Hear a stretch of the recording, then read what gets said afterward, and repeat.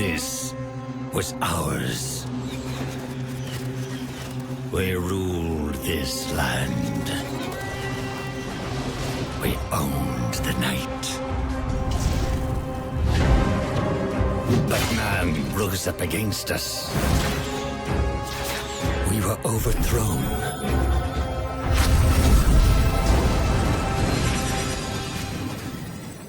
Despite the valiant efforts of Morbius, Twilight and every Underworld film except the first one, well, maybe that one as well, vampires are still cool. There's an effortless credence in the concept, suave, sexy, sultry, powerful, timeless, and by and large games that let you play as a vampire are rarely bad. Often they present innovations purely by the grace of developers putting their own spin on the mythos. The Blood Omen franchise is a game in Touchstone, for example, while Vampire the Masquerade continues to release a new game roughly every 11.5 minutes whether we play them or not. The latest venture into the macabre world of the Bloodsucker is V Rising from Stunlock Studios, a survival RPG with a lot of big ideas.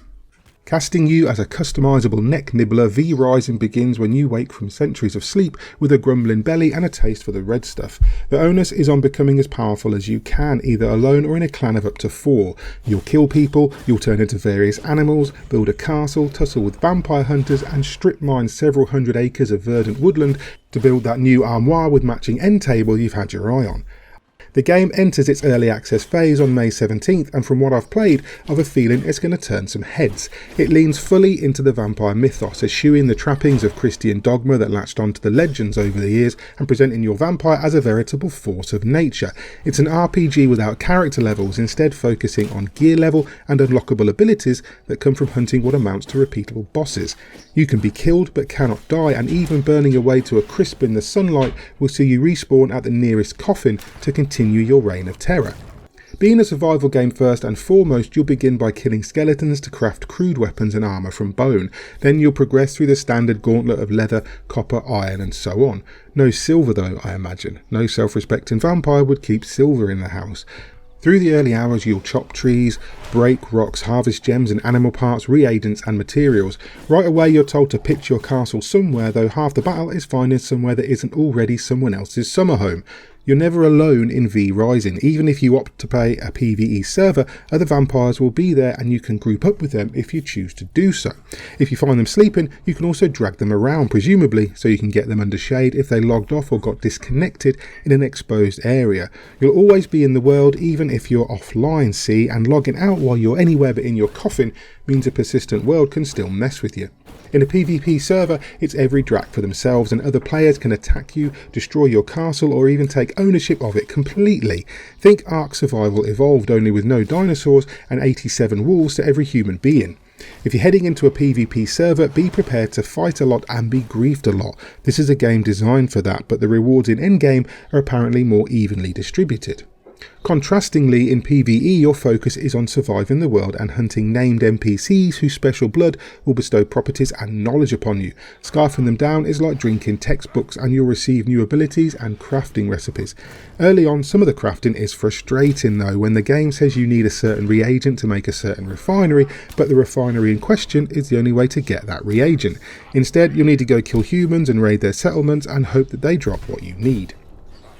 Your biggest enemy is the sun. Not only will it obliterate you in seconds if you stand in it, it also makes you skulk in the shadows like a cruel headmaster if you find yourself stranded in the wild at sunup. The effect is deliberately extreme. The screen explodes in radiance and shakes like a bobblehead on a tumble dryer as you're reduced to the contents of an ashtray. But the use of shadow is masterful, as you can observe the rotation of the sun by the shadows it casts and stay in them to protect yourself.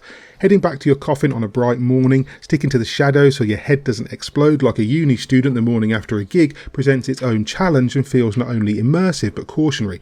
You'll do your best to not get caught out, and it adds another dimension to the world. Annoyingly though, you can do very little while the sun is up, and because the world is persistent, you can't sleep to fast forward time. All you can do until your castle has a roof, which is several hours in, is work from the shadows or wait around under a particularly big tree. It's an issue for sure, though later you'll make capes and items that give you sun protection. My biggest gripe right now is the combat. The isometric viewpoint works fine, but not necessarily with hack and slash combat.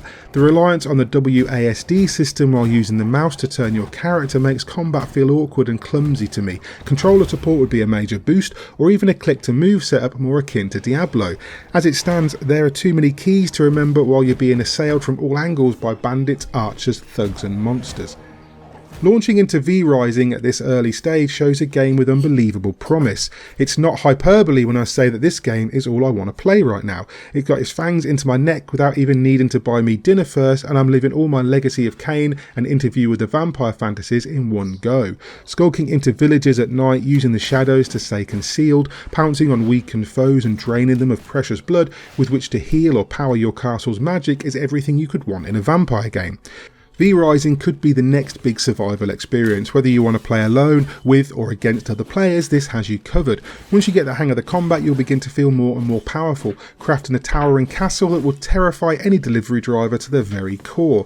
I'm confident this will do well, and early access will continue to add new touches, tweaks and content between now and the eventual full release. If you've ever dreamed of owning your own castle, only descending into the neighbouring villages to rip people open and finish them in one swallow like a froob, V-Rising may be the game you've been waiting for.